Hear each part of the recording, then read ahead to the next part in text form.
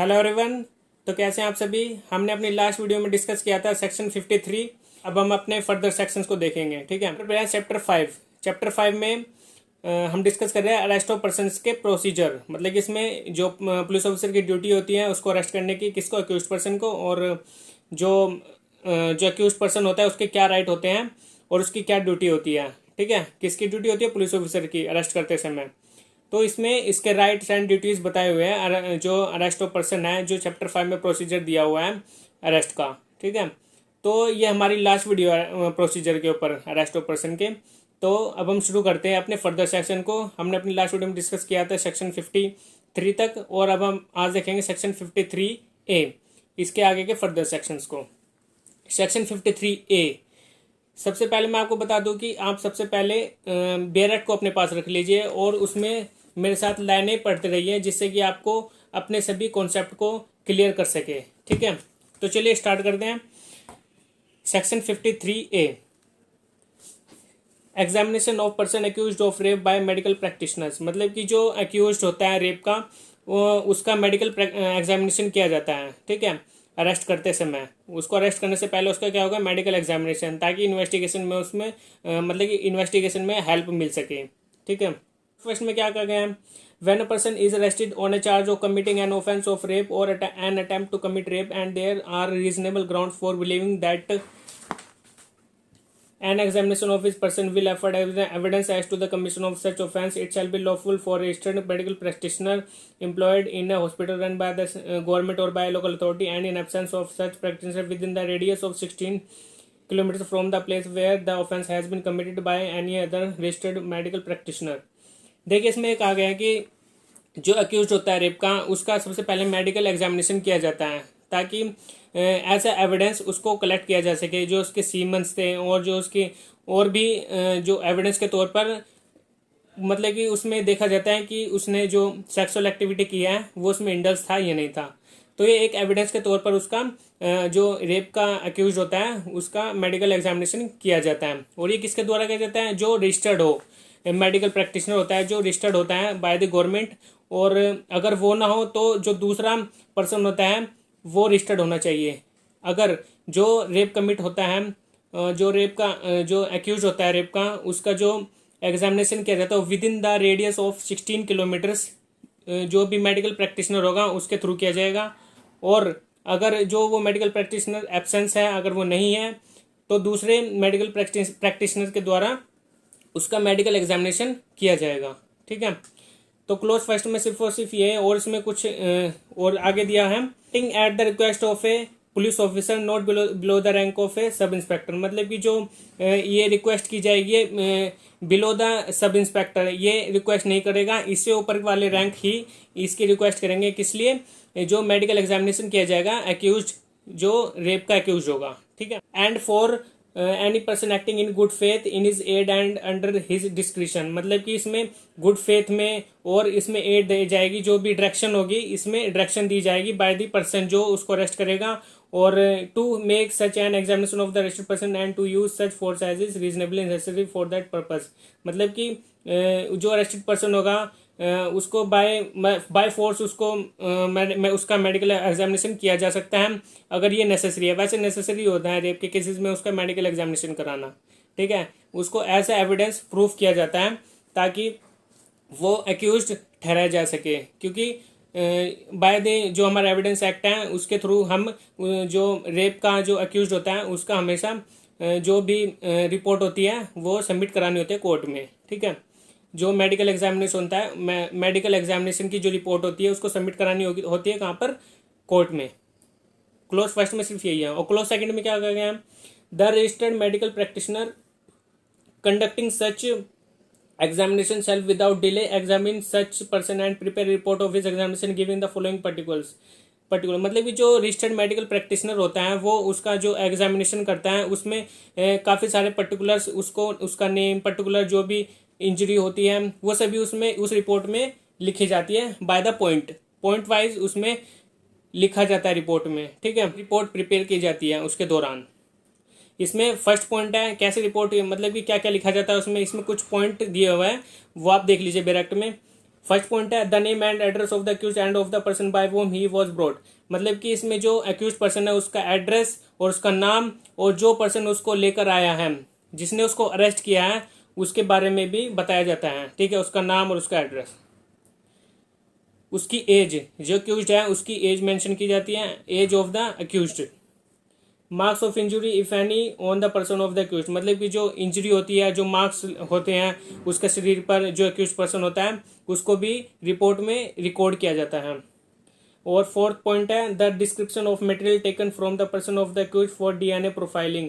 मतलब कि जो भी डीएनए प्रोफाइल में जो भी उसके डीएनए में जो भी आए हैं, जैसे सीमेंस के और डीएनए टेस्ट में जो भी आता है उसमें, तो वो रिपोर्ट में सबमिट किया जाएगा। ठीक है, और फिर रिपोर्ट में प्रिपेयर करते समय उसको सबमिट किया जाएगा कोर्ट में। ठीक है, जो भी डिस्क्रिप्शन होगा डीएनए रिपोर्ट का। अदर मटेरियल पर्टिकुलर्स इन रीजनेबल डिटेल। मतलब कि जो भी अदर रीजनेबल डिटेल में जो भी लिखना होता है, जो डॉक्टर्स होते हैं वो लिखते हैं, उसमें मेंशन करते हैं और फिर उस रिपोर्ट को तैयार करते हैं। ठीक है, बाय डिटेल, इन डिटेल में लिखा जाता है अलग पॉइंट में। ये हमारा सेकंड क्लोज हो गया। और थर्ड क्लोज है the report shall state precisely the reason for each conclusion arrived at. मतलब कि जो भी रिपोर्ट में प्रिसाइजली जो भी रीजंस होते हैं, मतलब कि जो भी कंक्लूजन्स पे जो भी पहुंचा जाता है, वहाँ पर जो भी डॉक्टर्स की कोई भी अदर पॉइंट्स होते हैं वो भी उसमें मेंशन किया जाता है रिपोर्ट में। ठीक है, और जैसे कि उसमें टाइम, कब कब हुआ था ये इंसिडेंट्स, बाय द जो भी टेस्ट होते हैं उसके थ्रू उसमें इन रिपोर्ट में लिखे जाते हैं। ठीक है, और फोर्थ पॉइंट है the exact time of commencement and completion of examination shall also be noted in the report. मतलब कि जो भी जब मेडिकल एग्जामिनेशन किया जाता है बाय द प्रैक्टिशनर, वो उसमें लिखेगा कि किस वक्त इसका मेडिकल एग्जामिनेशन हुआ था और कब ये कंप्लीट हुआ था। ठीक है, कब ये रिपोर्ट सबमिट हुई थी। ठीक है, इसमें ये सब कुछ लिखा जाता है रिपोर्ट में। मतलब कि ये कहा गया है कि जो भी टेस्ट किए जाते हैं एक्यूज पर्सन के, वो सभी कब कंप्लीट हुए थे, ये भी उसमें मेंशन किया जाता है रिपोर्ट में। फिफ्थ क्लोज में क्या है the registered medical practitioner self without delay forward the report of the investigation officer. मतलब कि जो मेडिकल प्रैक्टिशनर होता है वो रिपोर्ट प्रिपेयर करने के बाद में उसको देता है, किसको, जो भी इन्वेस्टिगेशन ऑफिसर होता है जो इसके उस केस पर काम कर रहा है उसको देगा। फिर जो इन्वेस्टिगेशन ऑफिसर होता है वो सबमिट कराएगा कहाँ पर, कोर्ट में। किसके पास कराएगा, जुडिशल मजिस्ट्रेट के पास में। जुडिशल मजिस्ट्रेट के पास सबमिट कराएगा जिसकी जुडिक्शन में भी वो आता है कि जहां पर क्राइम कमिट हुआ था। Who shall forward it to the magistrate referred to in section 173 as part of the documents in clause subsection 3 subsection 5 of that section. मतलब कि जो मैंने आपको सेक्शन 173 आपको वीडियो प्रोवाइड किया है, वो आप वीडियो में जाकर देख लेना। चार्जशीट के ऊपर है, चार्जशीट के साथ, मतलब कि जो रिपोर्ट होती है चार्जशीट के साथ सबमिट की जाती है कोर्ट में। ठीक है, सेक्शन 173 ये चार्जशीट के ऊपर है, इसको आप देख लेना। इस वीडियो को अगर आपने नहीं देखी है तो आप मेरे यूट्यूब चैनल पर जाकर देख सकते हैं। ये हमारा सेक्शन 53 हो गया कंप्लीट। अब हम आते हैं सेक्शन 54 पर। सेक्शन 54 में क्या है, examination of arrested person by medical officer. क्या आएगा, when any person is arrested he shall be examined by medical officer in the service of central और state government and in case the medical officer is not available by registered medical person soon after the arrest is made. मतलब कि जब भी एक person को arrest किया जाता है तो पुलिस ऑफिसर की ये ड्यूटी होती है कि वो उसका मेडिकल एग्जामिनेशन करवाए by the registered medical practitioner, जो रजिस्टर्ड होगा। अगर वो नहीं है तो फिर किसी दूसरे मेडिकल प्रैक्टिशनर के द्वारा उसका मेडिकल एग्जामिनेशन करवाया जाता है जो अरेस्टेड पर्सन होता है। क्लोज फर्स्ट में सिर्फ यही है। वो इसके प्रोवाइसो में क्या कहा गया, प्रोवाइसो में कहा गया provided that where the arrested person is a female the examination of the body shall be made only by और under the supervision of a female medical practitioner and in case the female medical officer is not available by female registered medical practitioner. इसमें सिर्फ प्रोवाइसो में ये कहा गया कि जो अगर एक्यूज्ड फीमेल है तो जो फीमेल है, फीमेल का जो मेडिकल एग्जामिनेशन किसके द्वारा किया जाएगा, जो फीमेल मेडिकल प्रैक्टिशनर होगी उसी के द्वारा फीमेल एक्यूज्ड का मेडिकल एग्जामिनेशन किया जाएगा। अगर वो एब्सेंट है, अगर वो नहीं है जो एग्जामिनेशन करेगा, तो किसी दूसरी फीमेल मेडिकल प्रैक्टिशनर के द्वारा उसका एग्जामिनेशन किया जाएगा। प्रोवाइजो में सिर्फ यही कहा गया है।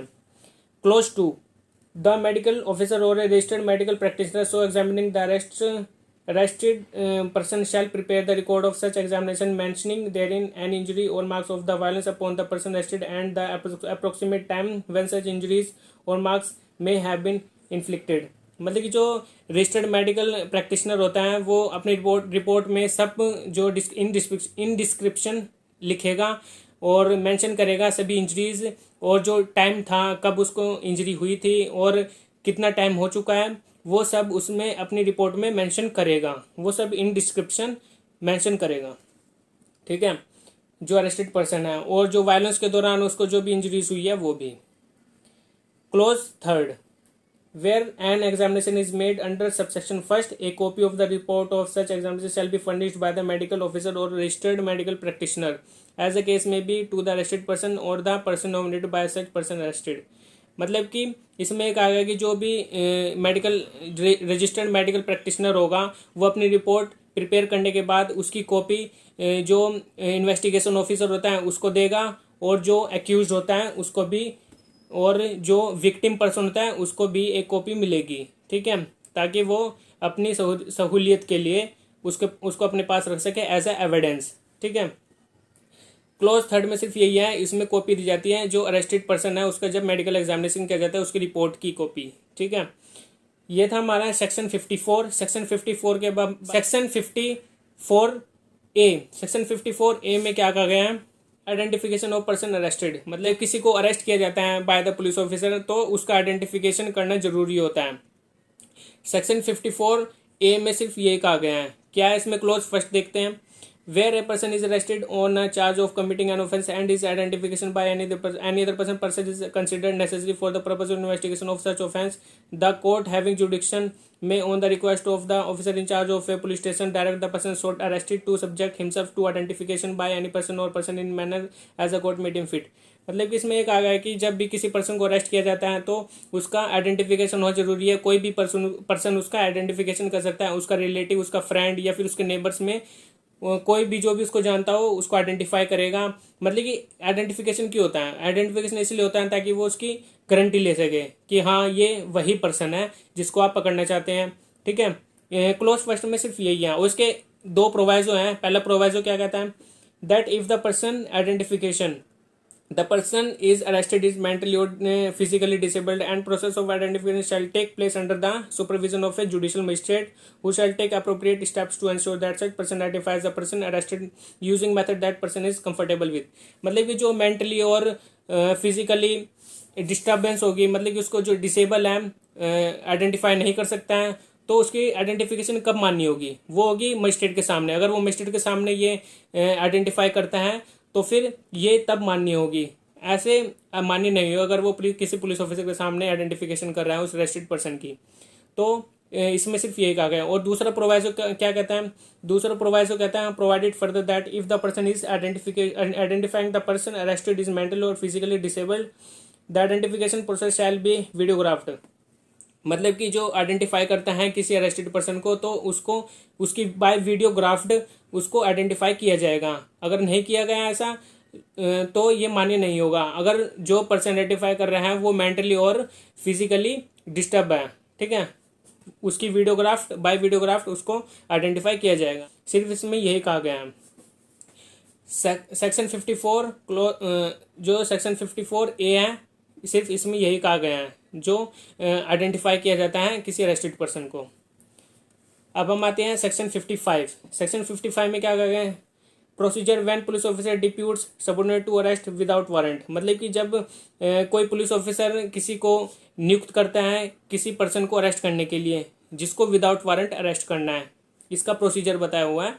इसमें फर्स्ट क्लोज है क्या कहती है, when any officer in charge of a police station और any police officer making an investigation under chapter second requires any officer subordinate to him to arrest without a warrant. मतलब कि जब जो police officer होता है जो incharge of a police station होता है तो फिर वो किसी भी पर्सन को डायरेक्शन दे सकता है कि उस पर्सन को अरेस्ट करना है और विदाउट वारंट जिस पर्सन को अरेस्ट करना होगा वो ऑथोराइज कर सकता है अपने थ्रू। अगर वो एब्सेंट है तो वो किसी को भी नियुक्त कर सकते हैं कि आप उस पर्सन को अरेस्ट करके लाए। ठीक है, any person who may lawfully be arrested without a warrant, जिसको लॉफुली अरेस्ट करना है without a warrant he shall deliver to the officer required to make the arrest and order in writing. Officer होगा जिसको मतलब कि जिस किसी भी पर्सन को अरेस्ट करना है उसको बाय ऑर्डर उसको मतलब कि लेना होगा इन राइटिंग, ठीक है, ताकि उसको अरेस्ट कर सके।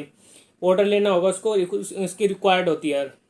Specifying the person to be arrested and the offence और other cause for which the arrest is to be made and the officer so required shall before making the arrest notifying to the person to be arrested the substance of the order and if so required by such person shall show him the order। इसमें एक order लेता है वो by the court मिलता है order कि जब भी विदाउट वारंट किसी पर्सन को अरेस्ट करना होता है तो फिर बाय ऑर्डर वो उस पर्सन को अरेस्ट करेगा और उस ऑर्डर को शो करेगा जिस पर्सन को अरेस्ट करना है, ठीक है, तब जाकर फिर वो उसको अरेस्ट करेगा। और उसके मैंने आपको पहले भी बताया था कुछ सेक्शंस में जिसमें बताया था कि वो उसको जो उसने ऑफेंस किया है उसके बारे में बताएगा कि उसको किस वजह से अरेस्ट किया जा रहा है। उसको सभी ग्राउंड्स सर्कमस्टांसिस और सभी ग्राउंड्स बताने होंगे केस के कि उसको क्यों अरेस्ट किया जा रहा है, ठीक है। और ये अरेस्टेड पर्सन का ये राइट होता है कि वो जानने का कि उसे अरेस्ट क्यों किया जा रहा है। ये हमारा क्लोज फर्स्ट हो गया सेक्शन 54 का। अब हम आते हैं सेकंड क्लोज में। Nothing in subsection first shall affect the power of police to arrest a person under section 41 section में क्या कहा था? सेक्शन 41 में हमने कहा था कि विदाउट वारंट किसी भी पर्सन को अरेस्ट किया जाता है, उसका प्रोसीजर बताया उसमें, जब किसी पर्सन को विदाउट वारंट अरेस्ट किया जाता है। ये क्लोज टू में कहा गया कि वो उसमें भी अरेस्ट करेगा जिस पर्सन को अपॉइंट किया जा रहा है। हम आते हैं सेक्शन 55A पर। सेक्शन 55A में क्या कहा गया है? Health and safety of arrested person, मतलब कि जिस पर्सन को अरेस्ट किया जा रहा है उसकी हेल्थ और सेफ्टी की निगरानी कौन करेगा? Police officer. उसकी ये ड्यूटी होती है कि उसको अच्छा खाना मिले और अच्छी सुरक्षा मिले, ठीक है। तो इसमें पढ़ते हैं it shall be the duty of the person having the custody of an accused to take reasonable care of the health and safety of the accused, मतलब कि जिस किसी भी कस्टडी में होगा, जिस किसी की भी कस्टडी में होगा, पुलिस ऑफिसर की हो या जुडिशियल कस्टडी में हो, तो फिर उनकी ये ड्यूटी बनती है कि वो उसको अच्छे से खाना प्रोवाइड कराए और अच्छे से उसकी सेफ्टी की जाए, ठीक है। अगर उसको कुछ भी होता है तो उसका मेडिकल करवाया जाए, ठीक है। सेक्शन 55A में ये अरेस्टेड पर्सन का राइट होता है। सेक्शन 56 में आते हैं हम। सेक्शन 56 में क्या कहा गया है? Person arrested to be taken before magistrate और before officer in charge of police station, मतलब कि जिस पर्सन को अरेस्ट किया जाता है उसको मजिस्ट्रेट के सामने और जो ऑफिसर होता है इंचार्ज होता है पुलिस स्टेशन का, जो इंचार्ज होता है उसके सामने पेश किया जाता है उस अरेस्टेड पर्सन को। A police officer making an arrest without warrant shall, without an unnecessary delay and subject to the provisions herein contained as to bail, take or send the person arrested before a magistrate having jurisdiction in the case or before the officer in charge of police station। जिस person को arrest किया जाता है उसको magistrate के सामने पेश किया जाएगा और जो officer in charge of police station होता है उसके सामने पेश किया जाएगा। और फिर अगर ये लगता है कि वो बेल ले सकता है तो उसको बेल दी जाएगी अगर बेलेबल ऑफेंस में, और नॉन बेलेबल में भी वो वैसे बेल ले सकता है अगर वो श्योरिटी देगा तो, ठीक है। श्योरिटी देने के लिए एबल है तो वो उसको बेल दे सकते हैं। अगर ज़्यादा हीनियस क्राइम की है तो उसमें उसको बेल नहीं मिलेगी, जैसे कि रेप, मर्डर और डकैती अगेंस्ट चार्ज लगाए गए हैं तो फिर उसमें उसको बेल नहीं मिलेगी। सेक्शन 57 पर आते हैं अब हम। सेक्शन 57 में क्या कहा गया है? Person arrested not to be detain more than 24 hours, मतलब कि 24 घंटे से ज़्यादा पुलिस अपनी कस्टडी में नहीं रख सकती, उसको मजिस्ट्रेट के सामने पेश करना होता है 24 घंटे के अंदर अंदर।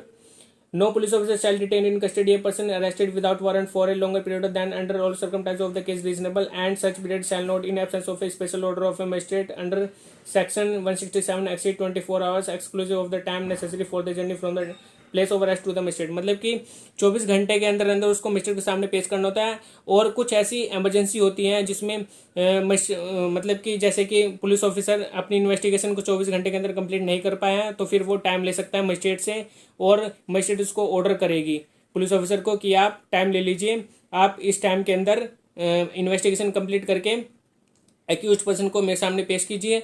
और दूसरा कारण ये हो सकता है कि अगर किसी पर्सन को किसी दूसरी टेरिटरी से लेकर आया जा रहा है जो उसमें जर्नी का टाइम होता है, उस जर्नी के टाइम को एक्सक्लूड कर दिया जाएगा, मतलब कि उसको बाहर कर दिया जाएगा उस टाइम को, और जो टाइम उसकी कस्टडी में रहा है उसको गिना जाएगा। मतलब कि जब भी इसमें जर्नी टाइम को नहीं गिना जाता है उसकी कस्टडी को लेकर, अगर उसको पेश करना है 24 घंटे के अंदर अंदर, इसमें सिर्फ यही कहा गया है। सेक्शन 57 हमारा हो गया। अब हम आते हैं section 58। Police to report apprehension, मतलब कि पुलिस को रिपोर्ट करनी होगी जो भी किसी पर्सन को एप्रीहेंशन किया गया है, पकड़ा गया है जिसको भी। Officer in charge of a police station shall report to the district magistrate, मतलब कि जो officer in charge of a police station होता है उसको रिपोर्ट देनी होती है, किसको, डीएम को, डिस्ट्रिक्ट मजिस्ट्रेट को रिपोर्ट देनी होती है।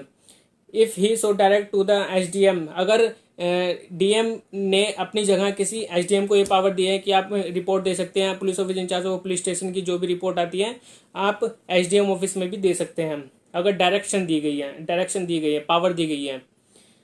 The cases of all person arrested without warrant, जिस केस में विदाउट वारंट किसी पर्सन को अरेस्ट किया जाता है तो उसकी रिपोर्ट देनी होती है डीएम को या एसडीएम को। With in the limits of their respective station, मतलब कि जिस जुडिक्शन में वो क्राइम कमिट हुआ है उसी जुडिक्शन में। Whether such person have been admitted to bail or otherwise, अगर वो बेल ले रहा है तो उसको बेल दी जाएगी अगर वो बेलेबल है, ठीक है, और अदरवाइज और किसी अदर कंडीशन में भी उसको बेल दी जा सकती है। सेक्शन 59 है डिस्चार्ज ऑफ पर्सन एप्रीहेंडेड, मतलब कि किसी पर्सन को जब भी डिस्चार्ज किया जाता है, उसको अगर पकड़ा गया है तो उसको डिस्चार्ज कब किया जाएगा। No person who has been arrested by police officer shall be discharge, मतलब कि पुलिस ऑफिसर उसको डिस्चार्ज नहीं कर सकता है, उसको कब डिस्चार्ज किया जाएगा, कब उसको रिलीज किया जाएगा कस्टडी से, except on is on bond, मतलब कि जब तक कि वो बॉन्ड नहीं ले लेता है, बेल बॉन्ड इशू नहीं कर लेता है तब तक उसको डिस्चार्ज नहीं किया जाएगा। और under the special order of magistrate, जब तक कि कोई मजिस्ट्रेट ऑर्डर नहीं कर देता है तब तक कि उसको छोड़ा नहीं जाएगा कस्टडी से, जो एक्यूज्ड पर्सन को, या किसी ने कोई गलत इल्ज़ाम लगा दिया हो किसी पर्सन पर तब भी उसको बेल लेनी होगी, या फिर by the order of a magistrate उसको ऑर्डर मिलेगा तब जाकर उसको रिलीज किया जाएगा। अब हम आते हैं सेक्शन 60 पर, power on escape to pursue and retake. Section 60 में कहा गया है कि पुलिस ऑफिसर के पास ये पावर होती है कि एक अक्यूज्ड पर्सन को पकड़ने की, अगर वो कस्टडी से भाग जाता है, ठीक है। क्लोज फर्स्ट में क्या कहा कि if a person in lawful custody escapes और इज रेस्क्यूड, मतलब कि अगर कोई पर्सन लॉफुल कस्टडी से भागने की कोशिश करता है या भागता है या फिर वो अपने आप को रेस्क्यू करने की कोशिश करता है तो उस केस में the person from was custody he escaped और वॉज रेस्क्यूड में immediately pursue and arrest him and in place in India, मतलब कि पुलिस ऑफिसर के पास ये पावर होती है कि वो उस पर्सन को अरेस्ट करे प्लेस इन इंडिया, मतलब कि होल ऑफ इंडिया में अगर कहीं पर वो छिपा है या फिर भागने की कोशिश करता है, इंडिया में कहीं पर छिप कर बैठा है तो फिर पुलिस ऑफिसर के पास ये पावर होती है कि उसको अरेस्ट करे। Close second, the provision of section 47 shall apply to arrest under subsection 1 although the person making any such arrest is not acting under a warrant and is no police officer having authority to arrest, मतलब कि police officer के पास ये authority होती है कि वो उस person को अरेस्ट करे। अब हम आते हैं सेक्शन 60A पर। सेक्शन 60A में क्या कहा गया, arrest to be made strictly according to the code, मतलब कि जो हमने चैप्टर 5 में जितने भी अरेस्ट ऑफ पर्सन के प्रोसीजर पढ़ा है उन सभी को अप्लाई किया जाएगा किसी पर्सन को अरेस्ट करने के लिए, उसकी ड्यूटी और जो राइट्स होते हैं उसमें उसके सभी no arrest shall be made except in accordance with the provisions of this code और any other law for the time in force providing for arrest, तो उसको वो सभी प्रोविजंस प्रोवाइड किए जाएंगे जितने भी अभी हमने सेक्शन 41 टू सेक्शन 60A तक अभी तक हमने जितने भी जो प्रोविजंस है वो पढ़े हैं, उन सभी में जो प्रोसीजर होता है अरेस्ट करने का एक पर्सन को, वो सभी प्रोसीजर फॉलो किए जाएंगे। सेक्शन 60A में सिर्फ ये कहा गया है। तो ये हमारा सभी चैप्टर 5 कंप्लीट हो गया। अब हम अपने नेक्स्ट वीडियो में डिस्कस करेंगे जो भी हमारे फर्दर सेक्शंस हो गए बचे हैं उन सभी को देखेंगे। Okay bye.